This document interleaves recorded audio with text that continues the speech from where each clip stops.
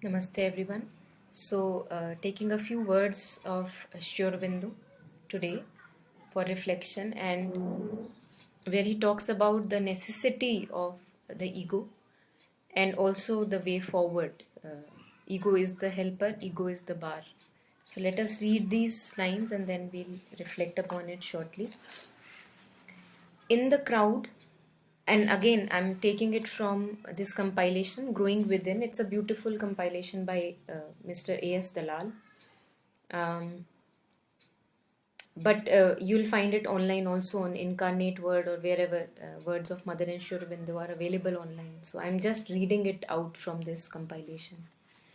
In the crowd, the individual loses his inner direction and becomes a cell of the mass body, moved by the collective will or idea of the mass impulse. So just like we say in Hindi, the bhed chal, where one sheep goes, all the sheep also follow the same, or where all the sheeps are going, rest of the sheep is also following. So we do get influenced by the society, and all of us, that is all of the thoughts, opinion, ideas we may have inside us, thinking that they are our own, actually are not our own. We know that we are conditioned by the culture we live in, by the parents that we may have, by the society that we are living in. So it's a collective idea, collective will that we may be having, and we don't have any will of our own. We don't have any idea or opinion of our own.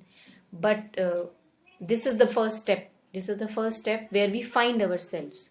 So in the crowd, the individual loses his inner direction and becomes a cell of the mass body, like it's a big body, and in which the individual is just one cell following that mass movement, moved by the collective will or idea of the mass impulse. So whatever society wants, the individual will also do that. Okay, today society wants a lot of engineers, the individual will become an engineer. Today the society is in demand of many doctors, so the individual will become a doctor. So as if I have no will of my own. He has to stand apart, affirm his separate reality in the whole. So that is the first step. Before surrender comes owning ourselves, who we truly are, who am I really? So Mother says that before you can offer yourself, you should know what you are offering. Because if I'm just a sloppy mass of slime, with no unique individuality, what will I surrender to the divine? So, first step is to know ourselves as the ego individuality. So, ego has a place in all this. That's what Sri Aurobindo is sharing here, that he has to stand apart, affirm his separate reality, that no, society may be wanting this, but I don't want to go there. So, this separate rebellion, where we reach at it through rebellion or a revolt, that's how it is there usually in the society, but it necessarily need not be there. But one needs to recognize that there is also an inner call, inner want, rather than what is wanted by the society. So he has to stand apart, affirm his separate reality in the whole, his own mind emerging from the common mentality. So the common mentality may be wanting doctors or engineers, but what do I really want? So although that is still a superficial uh, individuality, it's not the true individuality, but there is a reflection of true individuality even in the superficial individuality, which is the ego sense. So the ego sense has to develop first. I have to know what I want, what I don't want, to know my likings, my non-likings, my preferences. That's how we know our swabhav. That's how I know my natural inclinations. So to have his own mind emerging from the common mentality, his own life distinguishing itself in the common life uniformity, even as his body has developed something unique and recognizable in the common physicality. So just like my body is a separate individuality, I can see that, okay, this is who I am, this is my body, that is your body. So at the level of physics, even if we go deeper, we will see that these boundaries are actually not there, the demarcations are actually not there.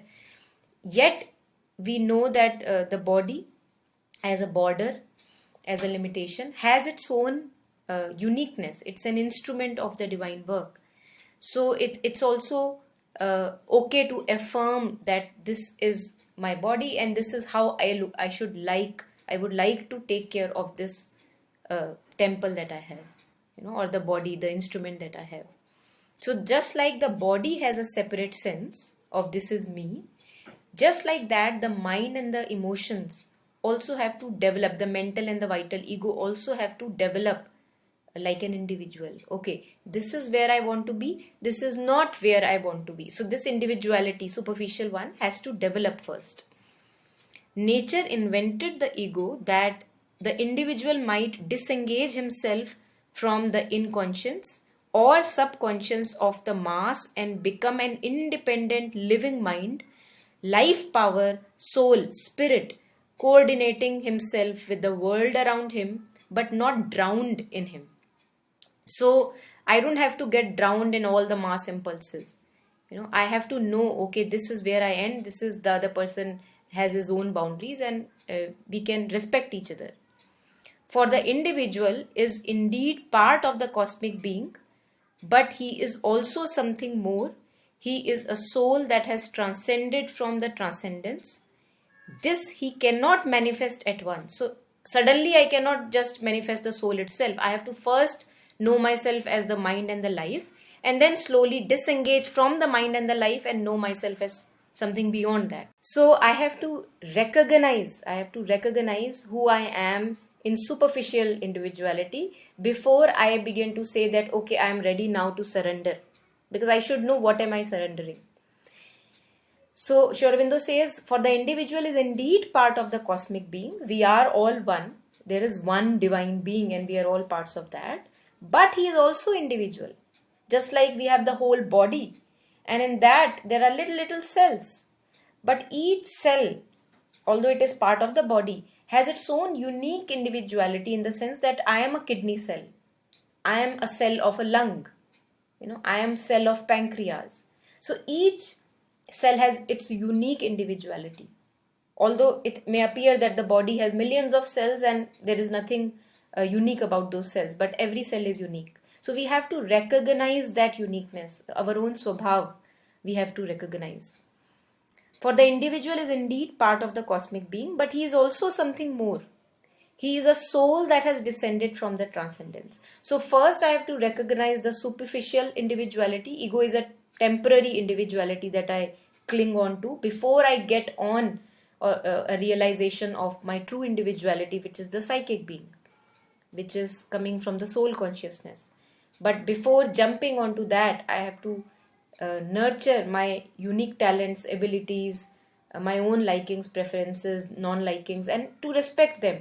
And know myself as an individual.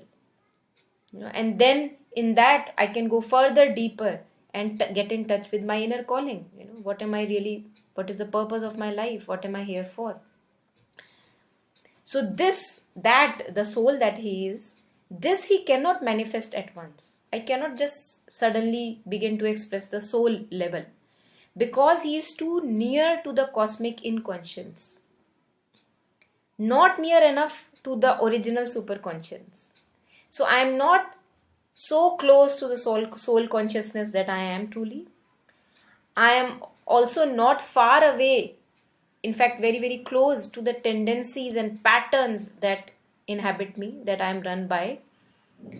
He has to find himself as the mental and vital ego before he can find himself as the soul or spirit.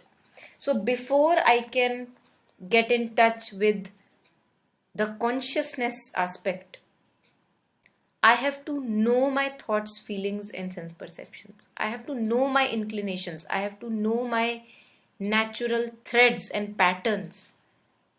And I have to kind of respect that, okay, this is who I am. This is where I am.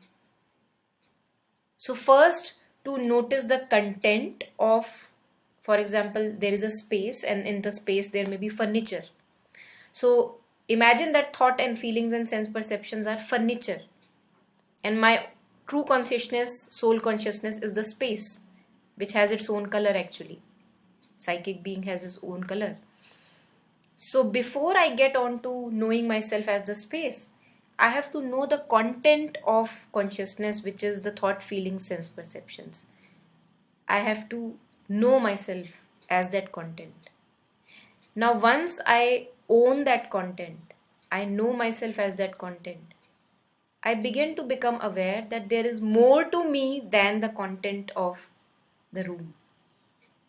That the content is there in the space which is inhabiting the room. And I am that space which allows all the manifestation to happen.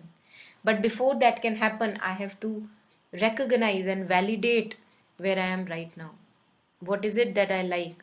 And also to respect that. For example, if one person may like more bodily movements but is not doing at the moment, so do more bodily movements if the inner call is there.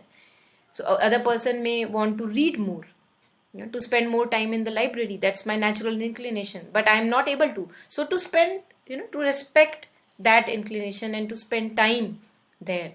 And that's how we develop an individuality, and then later on come to surrendering the individuality.